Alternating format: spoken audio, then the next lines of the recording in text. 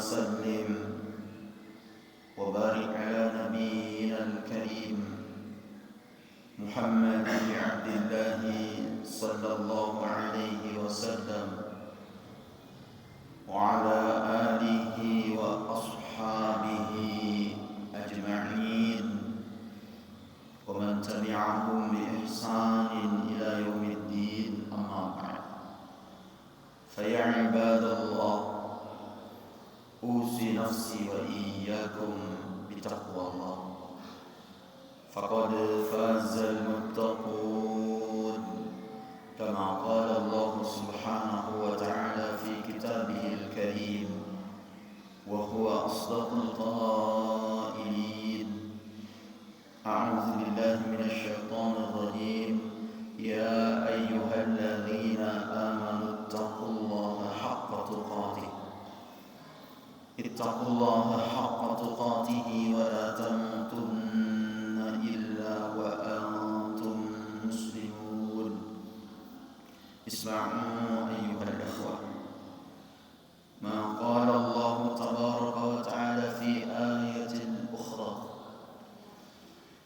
أعوذ بالله من الشيطان الرجيم. إن عدة الشهور عند الله اثنا عشر شهرا في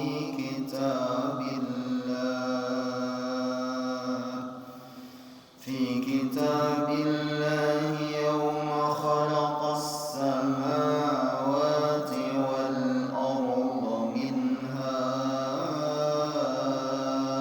أربعة حرم، ذلك الدين القيم، فلا تظلموا فيهن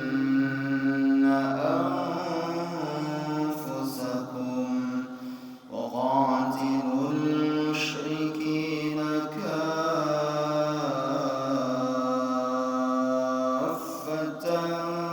كما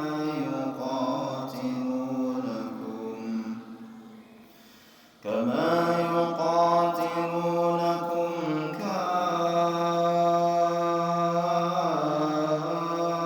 كافة، واعلموا أن الله مع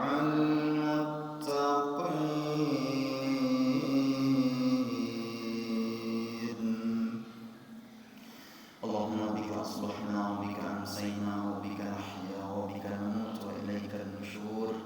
أصبحنا على فطرة الإسلام وعلى كلمة الإخلاص وعلى دين نبينا محمد صلى الله عليه وسلم وعلى ملة أبينا إبراهيم حنيفا وما كان من المشركين.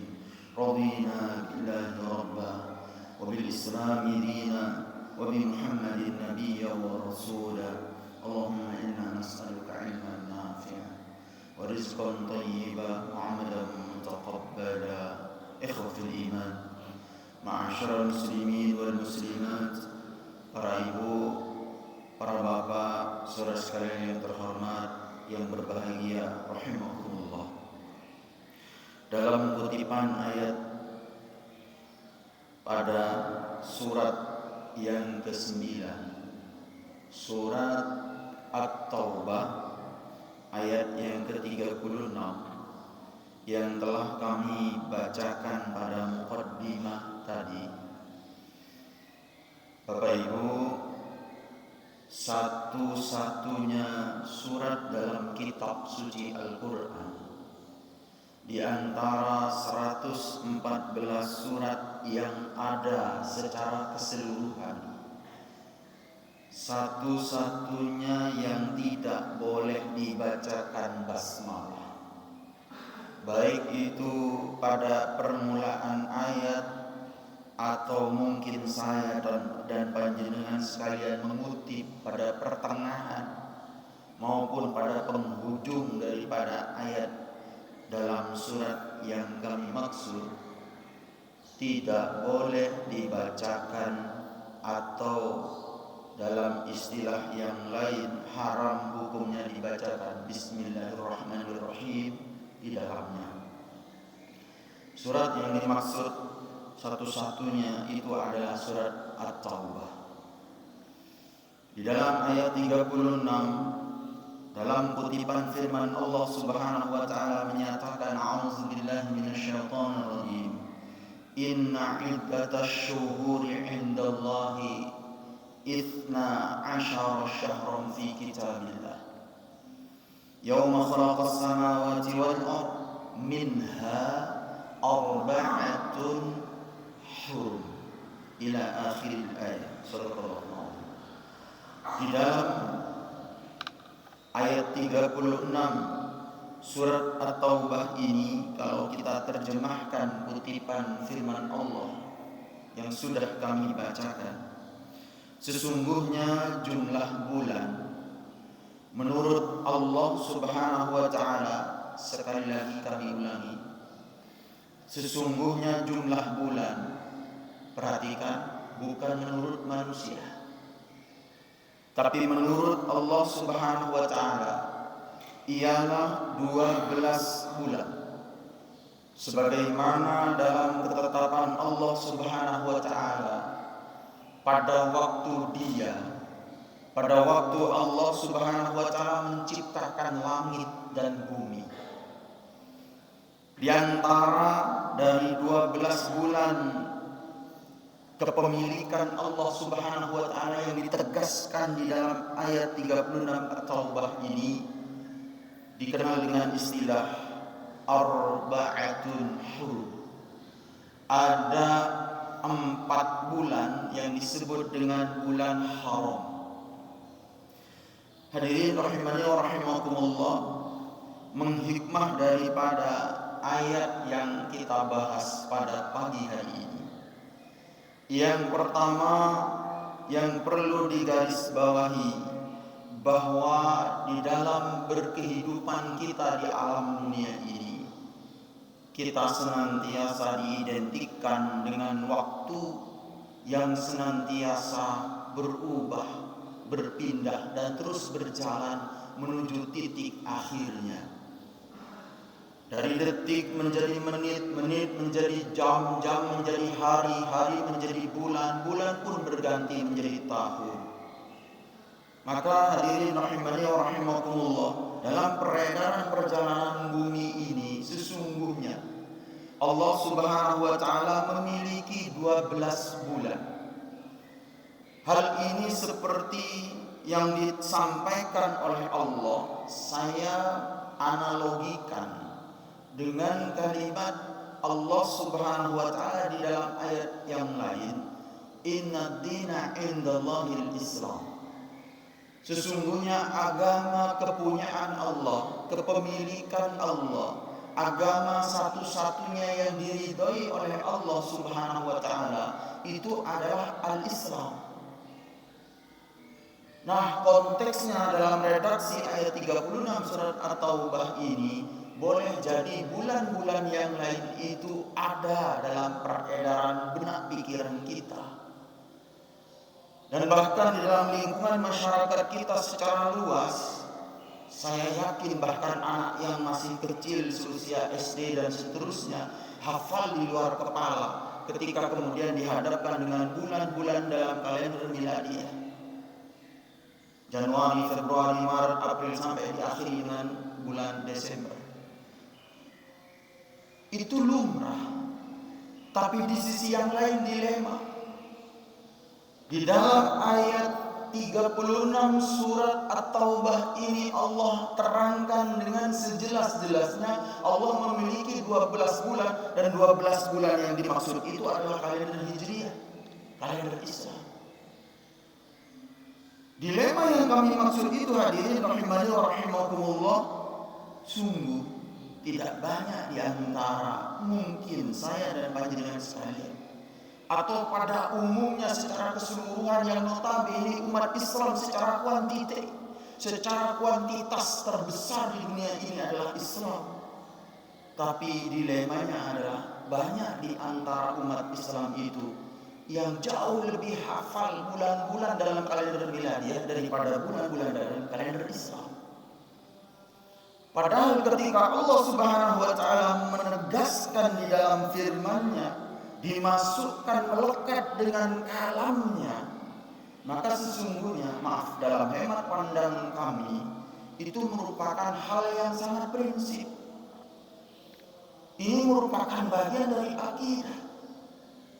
Bagaimana mungkin kita sebagai umat Islam yang seharusnya kita hafal mulai dari bulan Muharram, Safar, Rabiul Awal, Rabiul Tsani, Jumadil Awal, Jumadil Tsani, Rajab, Sya'ban, Ramadan, Syawal, Dzulqa'dah, ditutup dengan bulan Dzulhijjah. Saya sudah hafal. Dan saya dan panjenengan sekalian sangat bersyukur, alhamdulillah. Beberapa waktu yang lalu, tidak lama daripada hari ini, persyarikatan kita tercinta melalui ayahanda kita Profesor Dr. Haidar Nasir dengan berbagai macam sudut pandang keilmuan yang dikaji oleh para ulama-ulama tarjih dalam lingkungan persyarikatan kita, kemudian diamini oleh beberapa negara-negara, bahwa alhamdulillah kemudian disepakati ada salah satu inisiasi daripada para tokoh-tokoh ulama kita beberapa tahun yang lalu, baru kemudian pada tahun 2025 bertepatan dengan 1447 Hijriah ini kemudian di-launching, diresmikan yang disebut dengan kalender Hijriah global tunggal atau yang dikenal dengan KHGT. Walaupun demikian, sebenarnya masyarakat awam, dalam tanda kutip warga persyarikatan secara khususnya, itu sebenarnya juga perlu sosialisasi. Kalender Hijriah global tunggal itu, cara menghitung dan seterusnya itu bagaimana, ini tugas daripada ulama-ulama di dalam perhimpunan ulama-ulama tarjih di Muhammadiyah. Hadirin rahimani wa rahimakumullah, kita kembali fokus pada ayat 36 surat At-Taubah ini. Maka di antara 12 bulan secara keseluruhan dalam kalender Islam, kalender yang kita cintai ini, ada 4 bulan yang disebut oleh Allah dengan istilah arba'atun hurum, yaitu 4 bulan yang diharamkan. Mengapa demikian? Bapak Ibu, sesungguhnya dalam rangkaian ayat ini sampai kemudian ditutup ya pada penghujung ayat dengan kalimat wa'lamu annallaha ma'al muttaqin, itu sesungguhnya sudah diterangkan oleh Allah mengapa 4 bulan ini disebut dengan bulan haram. Haram yang dimaksud itu adalah haram bagi kita semuanya untuk kemudian melakukan perbuatan-perbuatan kezaliman, bertransaksi-transaksi dengan nilai-nilai yang mengancam dan menganiaya diri dan orang lain. Kemudian muncul pertanyaan, apakah kemudian 8 bulan yang lain kita terbebas dari perbuatan zalim? Tentu tidak.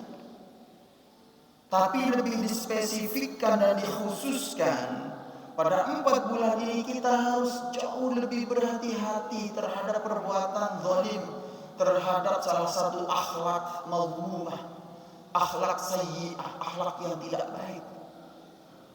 Kalau kami gambarkan perbuatan zalim dilakukan di luar konteksnya 4 bulan, 8 bulan, selain 4 bulan yang kami maksud, 4 bulan yang kami maksud terpisah, yang pertama adalah bulan Rajab, dan yang ketiga secara beriringan, secara berurutan, yaitu bulan Dzulqa'dah, bulan Dzulhijjah, dan alhamdulillah seperti halnya kita berada pada momentum bulan kali ini, yaitu bulan Muharram.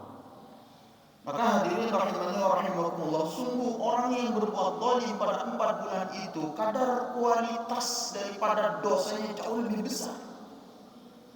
Nah, kalau kemudian kita melihat dari beberapa keterangan kitab-kitab tafsir, sesungguhnya 4 haram yang dimaksud itu dilarang seluruh umat manusia ini secara umum. Wabil khusus perhatian bagi kita sebagai umat Rasulullah sallallahu alaihi wasallam untuk mengadakan peperangan. Ikhwatul iman rahimani wa rahimakumullah, ini gambaran sederhana daripada beberapa keterangan-keterangan dari pendapat-pendapat yang lain terkait dengan 4 bulan haram, arba'atul hurum. Ini yang pertama, hadirin rahimakumullah.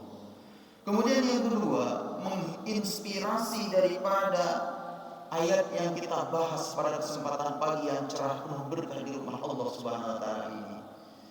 Maka ingin kami sampaikan bahwa mari kita bersyukur kehadirat Allah Subhanahu wa taala. Mari kita berterima kasih yang sedalam-dalamnya, yang setinggi-tingginya.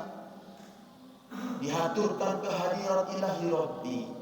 Sampai dengan detik ini kita masih diberikan berbagai macam nikmat, berbagai macam rahmat, berbagai macam karunia, rezeki yang diberikan oleh Allah yang tidak terbatas ini. Maka sesungguhnya mari kita bersyukur karena kita saat ini berada pada perpindahan tahun yang awalnya 1446 Hijriah, dan sekaligus kami ucapkan selamat tahun baru Islam 1447 Hijriah. Mudah-mudahan pada tahun baru Islam 1447 Hijriah ini selama 1 tahun ke depan, bahkan mungkin pada tahun-tahun berikutnya, semoga Allah Subhanahu wa taala senantiasa memberikan perlindungan kepada kita, senantiasa memberikan rahmat dan keberkahannya dalam kehidupan kita, sehingga kita menjadi pribadi yang senantiasa lebih baik dari waktu ke waktu, dari tahun ke tahun. Amin Allahumma amin. Hadirin rahimani wa rahimakumullah, kalau kita berbicara pada konteksnya perubahan tahun atau momentumnya pada bulan Muharram, bulan yang pertama ini, maka mari kita iringi doa-doa terbaik kita dengan senantiasa bermuhasabah, dengan senantiasa lebih banyak melihat ke dalam, lebih banyak melihat pada internal daripada kita pandai melihat keluar atau melihat eksternal. Hal ini seperti apa yang difirmankan oleh Allah Subhanahu wa taala, dinyatakan di dalam ayat yang ke-18. Di dalam surat Al-Hasyr yang kami kutip, di dalam rakaat yang kedua dalam subuh berjamaah kita. Semoga salat subuh berjamaah kita diterima oleh Allah Subhanahu wa taala. Allah Subhanahu wa taala berfirman, "A'udzu billahi minasyaitonir rajim. Ya ayyuhalladzina amanu taqullaha wal tanzur nafsum ma qaddamat lighad. Wattaqullaha innallaha khabirum bima ta'malun." Hadirin rahimani wa rahimakumullah. Di dalam surat yang ke-59 ayat 18 ini menarik untuk kita mentadabburinya. Allah Subhanahu wa taala berfirman, "Ya ayyuhalladzina amanu." Allah memulai dalam rangkaian ayat ini dengan huruf ya an-nida. Ya an-nida yang dimaksud itu adalah huruf ya, artinya adalah ya panggilan.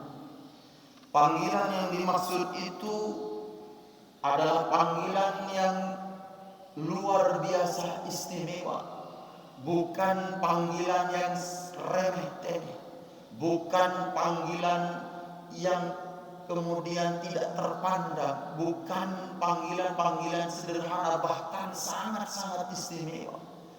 Dan panggilan yang dimaksud itu adalah orang-orang terkasih pilihan Allah, ayyuhalladzina amanu, wahai orang-orang yang beriman.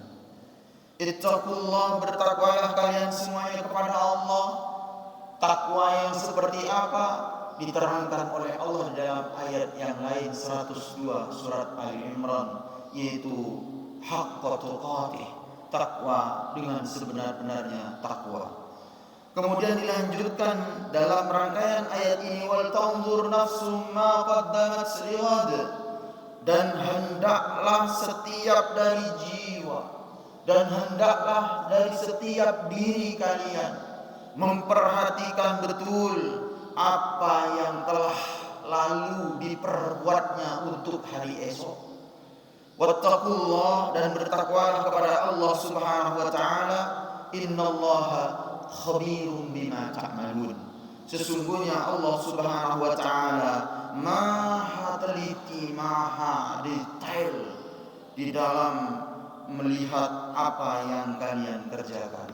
Hadirin rahimani wa rahimakumullah, menarik di dalam ayat 18 surat Al-Hasyr ini, sebatas yang kami kaji di dalam ayat suci Al-Quran, ada satu ayat yang di dalamnya diperintah oleh Allah untuk bertakwa. Dan kalau kemudian kita ambil intisari bahwa tidak ada nasihat yang terbaik daripada nasihat bertakwa, tidak ada warisan wasiat yang terbaik disampaikan kepada anak, keluarga, dan keturunan kita kecuali warisan wasiat itu adalah bertakwa kepada Allah dengan sebenar-benarnya takwa. Yang kami amati hanya ada 2 ayat di dalam kitab suci Al-Quran. Yang pertama adalah dalam surat An-Nisa ayat yang pertama, perintah dari Allah untuk bertakwa. Dan kemudian yang kedua adalah surat 18 dalam Al-Hasyr ini. Pertanyaan besar kemudian muncul dalam benak kita, mengapa demikian? Mengapa Allah Subhanahu wa taala yang pertama dalam surat An-Nisa Allah memanggilnya bukan orang-orang yang beriman, tapi ya ayyuhan nas. Tapi di dalam redaksi yang lain, di dalam ayat 18 surat Al-Hasyr, tidak secara umum Allah memanggil ayyuhan nas, tapi kemudian dipanggil oleh Allah ya ayyuhalladzina amanu. Jadi cukup berimbang bahwa Allah memanggil tidak hanya bagi orang yang beriman sebagai umat Rasulullah sallallahu alaihi wasallam yang setia saja, bahkan konteksnya manusia. Allah mengajak, hei kalian umat manusia, bertakwalah kalian semuanya kepadaku, kepada Allah Subhanahu wa taala. Nah, ini merupakan inspirasi mengapa ada 2 perintah yang sama dalam satu ayat. Ini penting untuk diperhatikan dalam perintah pertengahannya. Perintah yang pertengahannya yang diapit dengan perintah takwa kalau terfokus di dalam ayat 18, yaitu wal tanzur nafsum ma qaddamat lighad. Artinya apa, Bapak dan Ibu hadirin rahimakumullah? Tidak mungkin kita menjadi pribadi yang bertakwa kalau kita tidak pandai mengevaluasi diri. Ketahuilah, orang-orang yang senantiasa berintrospeksi diri, hati mereka lembut, hati mereka tidak bengis dan kasar.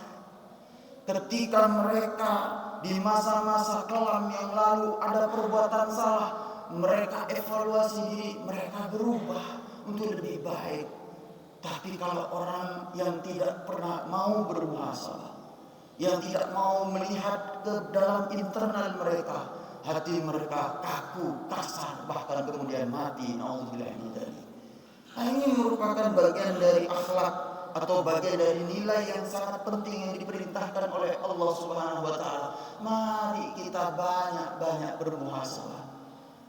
Allah Subhanahu wa taala memberikan nikmat umur, memberikan nikmat rezeki, bahkan ada di antara kita menjadi tokoh terpandang dengan keilmuan dan jabatan yang ada di persyarikatannya. Tapi apakah kemudian itu mampu menjadikan diri kita pribadi yang hatinya lembut, yang mampu menjadikan diri kita lebih dekat dengan Allah Subhanahu wa taala? Hadirin, di dalam ayat yang lain Allah menyatakan, inna akramakum indallahi atqakum. Sesungguhnya orang yang paling mulia di sisi Allah Subhanahu wa taala itu bukan orang yang punya jabatan tinggi, bukan orang rakyat bawah, bukan warga biasa, tapi siapa di antara kalian yang paling bertakwa kepada Allah Subhanahu wa taala? Maka hadirin rahimani wa rahimakumullah, bukan turunan kiai, habib, bukan pula turunan masyayikh dan seterusnya, bukan dipandang oleh Allah terhormat itu adalah orang yang kaya raya saja, tapi orang yang fakir miskin pun juga punya hak untuk mereka dimuliakan oleh Allah. Maka hadirin rahimani wa rahimakumullah, mari kita bermuhasabah, mari kita berevaluasi diri, berintrospeksi diri, bagaimana hubungan kita secara vertikal dengan Allah selama ini. Selama berpuluh-puluh tahun kita diberikan kesempatan hidup di dunia, untuk apa nyawa ini dititipkan oleh Allah? Untuk apa rezeki itu dihabiskan dalam kehidupan ini? Untuk apa ilmu itu kemudian ada di dalam pengetahuan kita? Untuk apa kemudian keluarga yang kita bangun selama ini? Mari kita refresh kembali, mari kita review kembali apa yang telah kita kerjakan selama ini. Karena apa hadirin rahimani wa rahimakumullah, sekali lagi, orang-orang yang pandai bermuhasabah, hidayah Allah mudah akan diberikan. Salah seorang sahabat Rasulullah sallallahu alaihi wasallam, sahabat yang sebelum beliau masuk Islam sebagai mu'allaf, menjadi orang yang paling benci dan paling tidak suka kepada Rasulullah SAW, paling memusuhi terdepan, yaitu sahabat Umar bin Khattab radhiyallahu anhu. Beliau di dalam atharnya menyatakan, hasibu anfusakum qabla an tuhasabu. Hisab-hisablah diri kalian, hitung-hitunglah diri kalian. Hadirin rahimani wa rahimakumullah, berintrospeksi dirilah kalian semua. Qabla an tuhasabu, sebelum nanti kalian benar-benar dihisab di hadapan Allah Subhanahu wa taala di pengadilan akhirat. Pengadilan yang tidak tipu-tipu, pengadilan yang datanya tidak bisa dimanipulasi, pengadilan di hadapan Allah yang tidak abal-abal, yang pada saat itu semua mulut manusia dikunci, yang menjadi saksi yang berbicara itu adalah anggota tubuh lainnya. Maka hadirin rahimani wa rahimakumullah, mari kita benar-benar berhati-hati, betul bermuhasabah. Karena apa hadirin rahimani wa rahimakumullah, sekali lagi, kita ini hidup di dunia ini sejatinya hanya bagian daripada lembaran-lembaran waktu yang disertai dengan peristiwa dan momentum. Tidak jauh dari itu. Kita ini adalah bagian yang tidak terpisahkan dari waktu dan prestasi dari amal yang kita perbuat. Maka hendaknya kita sebagai mukmin muslim, ketika kita sudah bermuhasabah, ketika kita sudah mengevaluasi diri, maka ketika tahu kita sudah pernah punya kesalahan, jangan kemudian kita melakukan perbuatan yang salah untuk yang kedua kalinya dan seterusnya. Hadirin rahimani wa rahimakumullah, kalau kami analogikan dalam persyarikatan kita, di persyarikatan Muhammadiyah ini, dengan ortom-ortom yang ada di dalamnya, maaf, mengapa persyarikatan ini eksis dan bahkan kita bermohon, insya Allah, bermohon kepada Allah, insya Allah persyarikatan ini akan selalu ada sampai dunia ini berakhir. Pertanyaannya adalah mengapa demikian? Karena salah satu yang diaktifasi di dalam kegiatan-kegiatan persyarikatan itu adalah bermuhasabah, yaitu menilai kinerja apa yang telah kita lakukan, program-program selama ini, apa yang sudah tercapai, apa yang belum tercapai, apa yang kemudian menjadi planning ke depannya, dirapatkan dan seterusnya. Sungguh ini terinspirasi dari ayat 18 surat Al-Hasyr ini. Karena apa? Kemudian ketika kita melakukan review, melakukan rapat evaluasi apa yang sudah dikerjakan dalam program-program yang sudah dicanangkan sebelumnya, untuk kemudian mengadakan program yang jauh lebih bermanfaat bagi kemaslahatan umat lebih luas lagi dan seterusnya, maka kemudian persyarikatan ini eksis sampai dengan detik ini, bahkan sampai insya Allah dunia ini berakhir. Nah, ini yang kami maksud, mari kita kontekskan hal itu pada diri kita, pada lingkungan keluarga kita. Ketika kita pandai bermuhasabah, maka insya Allah Allah akan memberikan hidayah tersebut. Dengan demikian, pada penghujung pada kesempatan yang ingin kami sampaikan ini, Bapak Ibu, mari kita benar-benar mengevaluasi diri kita, lebih baik melihat diri kita. Karena salah satu pepatah menyatakan, terkadang umat manusia ini secara umum lebih bisa, lebih cerdik, lebih pandai, lebih lihai, lebih detail melihat aib dan kesalahan saudaranya, tapi kemudian mereka lupa bahwa sebenarnya kesalahan dan aib pada dirinya jauh lebih menumpuk. Semut yang berada di seberang jauh samudera sana nampak jelas di depan mata, tapi kemudian gajah di depan pelupuk mata tidak nampak sama sekali. Ini menjadi sebuah motivasi bagi kita, bagaimana kekuatan the power of muhasabah, kekuatan introspeksi diri ini menjadi senjata pamungkas untuk kemudian kita membangun program-program ke depan dengan tujuan yang jelas, yaitu mendapatkan ridho Allah Subhanahu wa taala. Demikian yang dapat kami sampaikan. Mudah-mudahan refleksi akhir tahun 1446 Hijriah dan kemudian kita masuk pada tahun 1447 Hijriah ini menjadi inspirasi dan motivasi bagi kita untuk kedepannya lebih menanamkan fastabiqul khairat, berlomba-lomba di dalam kebaikan. Subhanakallahumma wa bihamdika, asyhadu an la ilaha illa anta, nastaghfiruka wa natubu ilaik. Walhamdulillahi rabbil alamin. Kurang lebihnya kami mohon maaf. Nasrun minallah wa fathun qarib wa basyiril mu'minin. Assalamualaikum warahmatullahi